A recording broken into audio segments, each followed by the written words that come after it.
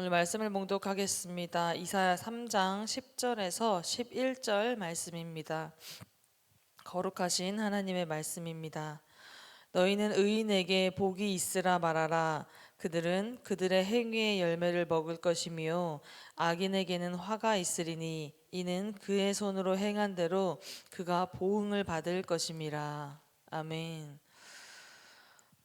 성경은 우리의 인생을 가리켜서 심고 거두는 농사이다라고 비유를 하고 있습니다.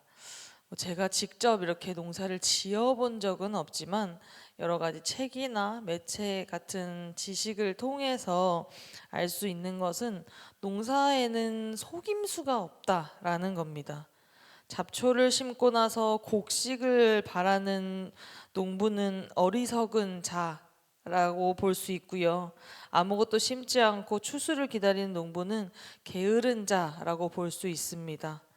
오늘 본문 이사야 3장 10절과 11절은 이 자연의 질서가 우리의 어떤 영적 운명에도 동일하게 아니면 어쩌면 훨씬 더 준엄하게 적용되고 있음을 선포하고 있습니다. 의인에게는 복이 있고 악인에게는 화가 있다. 이 놀라운 선언은 단순히 어떤 도덕적인 선언이 아니라는 겁니다. 이것은 천지 만물을 다스리는 하나님의 깨지지 않는 다스림의 원리입니다. 이 새벽 우리가 인생의 밭에 무엇을 뿌리고 있는지, 그리고 장차 우리가 무엇을 거두게 될지 오늘 말씀을 통해서 깊이 생각해 보고자 합니다. 먼저 10절 말씀을 쉬운 성경으로 한 번 더 제가 읽어드리겠습니다. 의로운 사람에게 일러주어라. 그들에게 좋은 일이 일어날 것이다. 그들이 자기 행실에 대해 그 상을 받을 것이다. 여기서 이 일러주어라 라는 명령은 선지자 이사야에게 주신 엄중한 명령입니다. 당시 유대 사회의 배경을 살펴보면 왜 이 말씀이 이렇게 중요했는지 알 수 있는데요. 당시 이스라엘은 극도로 부패해 있었습니다. 지도자들은 가난하는 자를 착취했고요. 사회 전반에 불의와 사치가 가득했습니다. 하나님보다는 눈에 보이는 권력과 이방의 우상들을 더 의지하던 그런 시대였습니다.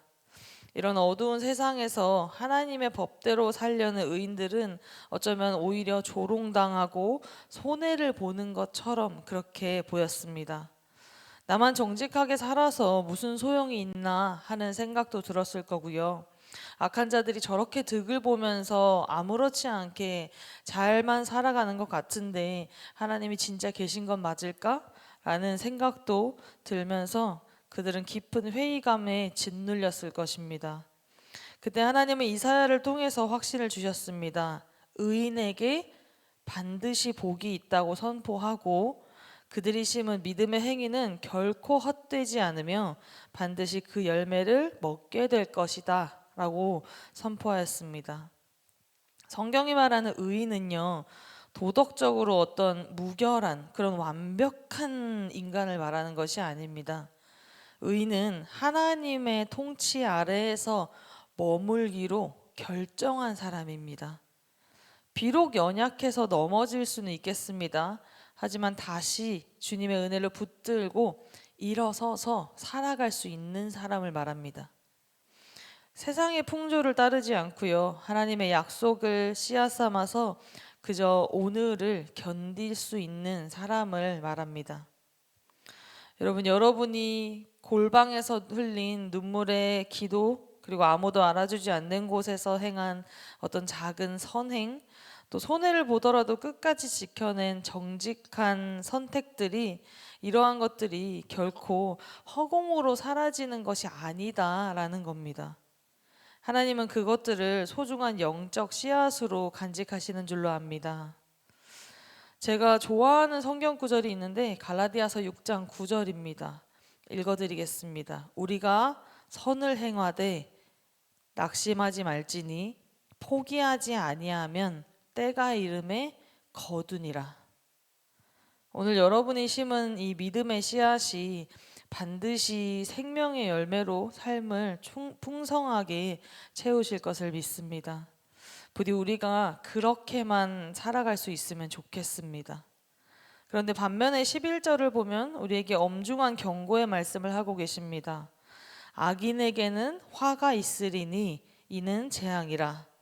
그의 손으로 행한 대로 그가 보응을 받을 것임이라. 하나님은 악인을 향해서 단호하게 화와 재앙에 대해서 말씀하십니다. 여기서 말하는 이 보응이라는 것이 히브리어로는 적절한 대가 혹은 자신이 행한 결과에 대한 되돌림을 말하고 있습니다.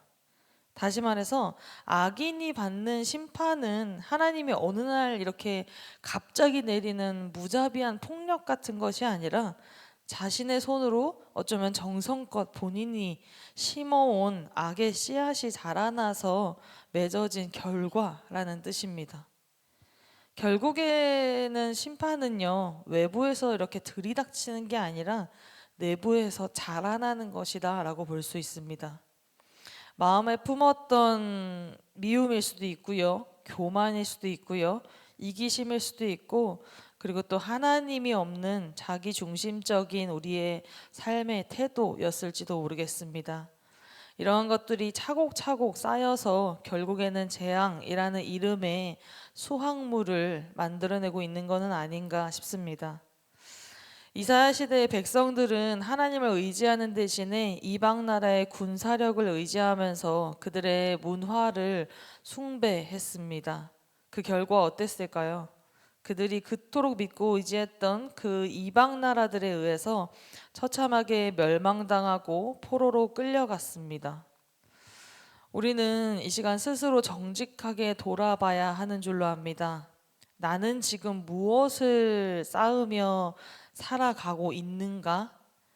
혹은 나는 지금 어떤 씨앗을 내 인생의 밭에 뿌리며 살아가고 있는가? 시편 1편의 말씀처럼 악인의 길은 바람에 나는 겨와 같아서 결국에는 심판을 견디지 못한다라는 겁니다.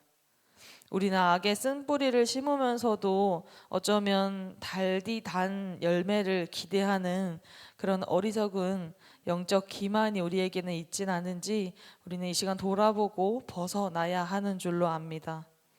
농부가 씨를 뿌리자마자 다음날 추수를 하러 가지는 않잖아요.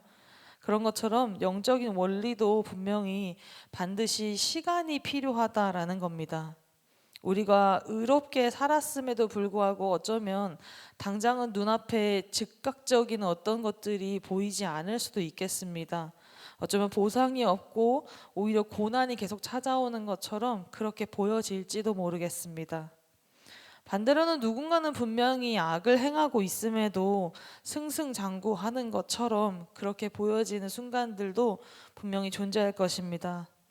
그러나 여러분, 당장의 오늘에 일희일비하지 않기를 원합니다.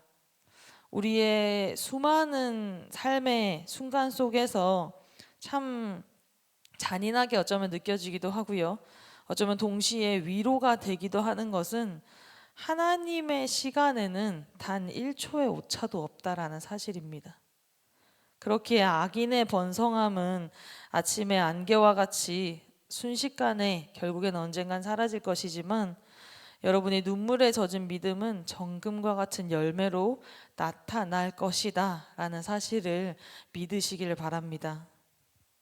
말씀을 맺겠습니다. 오늘 주신 이사야 3장 10절과 11절은 우리의 인생의 결말이 결코 어떤 우연에 의해서 결정되는 것이 아님을 말하고 있습니다. 하나님은 공의로운 분이시며 동시에 사랑이 많으신 분이십니다. 혹여 지금 여러분의 삶이 당장은 조금 거칠고 황폐해 보이십니까? 그렇더라도 결코 낙심하지 않으시기를 바랍니다. 그런 순간이 지금이 어쩌면 바로 심을 때인 줄로 압니다. 나는 오늘 무엇을 심으며 살아가고 있는가? 내 인생의 밭에 어떤 씨앗들을 심으며 오늘을 쌓아 올리고 있는가입니다. 이 거룩한 질문을 가슴에 새기고 하나님께서 허락하신 오늘을 살아갈 수 있기를 원합니다. 그래서 우리의 인생의 마지막의 순간이 다가왔을 때 그래서 주님 앞에 우리가 언젠간 섰을 때 그래 착하고 충성된 종아 너가 심은 아름다운 열매가 여기 있어 라는 그런 칭찬을 듣는 우리의 결말이 있었으면 좋겠습니다. 기도하겠습니다. 사랑해 주님 아버지 감사합니다. 오늘 말씀을 통해 우리의 인생이 어쩌면 뿌린 대로 거둔다는 것을 다시 한 번 더 깨닫습니다. 그동안 입으로는 복을 바라면서도 행동으로는 욕심과 미움의 씨앗을 심었던 우리를 용서하시고 이제는 남들이 뭐라 해도 하나님의 말씀대로 정직하고 선하게 살기를 부디 저를 붙잡아 주시옵소서. 오늘 우리가 하는 말과 행동이 누군가를 기쁘게 하고 그것이 또한 나중에 우리에게도 큰 기쁨으로 돌아오게 하옵소서.